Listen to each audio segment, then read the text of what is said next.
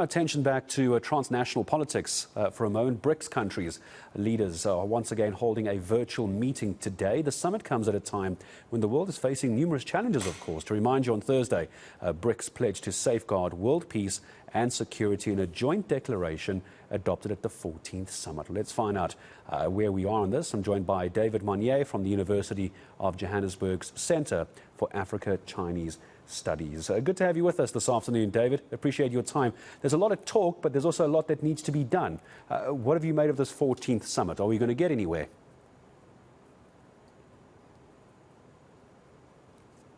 David, I'm going to ask you to stop for a moment. I suspect you could be on mute. I can see you, can't hear you. Just hit the unmute button for me quickly, David, and start again. Apologies. Indeed, this was a unique summit. I think the core issues that came up are all about China-led chairship of the BRICS summit, in which President Xi Jinping is arguing for a global security initiative as well as global development security. That there is a need, these two initiatives, development and security, are two sides of the same coin. That at this juncture in global politics, the world confronts a lot of challenges that have to do with destabilization, as the war in Ukraine, as well as the lack of multilateralism playing a critical role to bring peace and security, and therefore the need for unity and strengthening of multilateralism to bring in global peace and security. At the economic front, I mean, there's this fear of a major recession that might come by December. With the U.S. economy not doing well. And BRICS is calling on this 14th summit the need of strengthening globalization and ensure that it is also fair and brings in equal access to markets and avoid a narrow approach in terms of trade wars.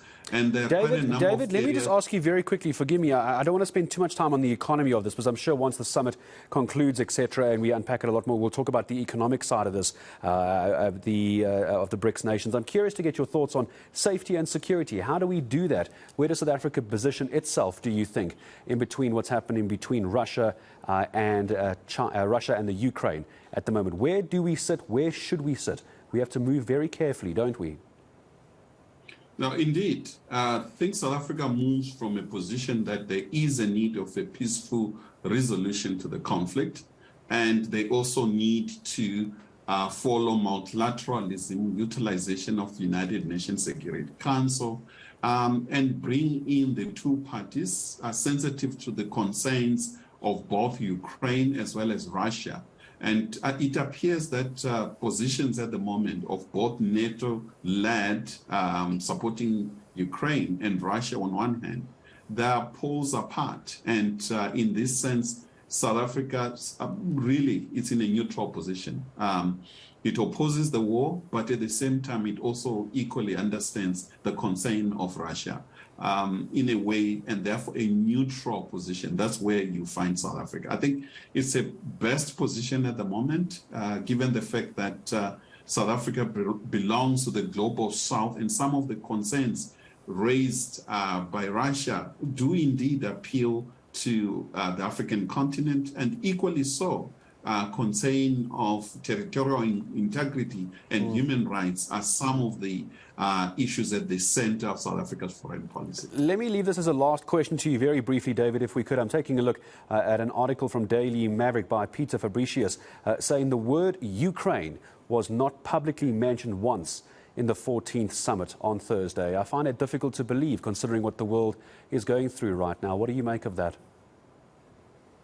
I think for BRICS, BRICS differs from your Western formations such as NATO's and most of Western countries that are preoccupied only with Ukraine in the absence of what's happening in Libya, in Yemen, what's happening in Syria, Iraq, and quite a number, including Afghanistan, a country that the United States has abandoned. And therefore, I think they use the word conflict encompassing all conflicts in the world, instead of just sticking with one, as my good friend Peter Fabricius is saying in his article.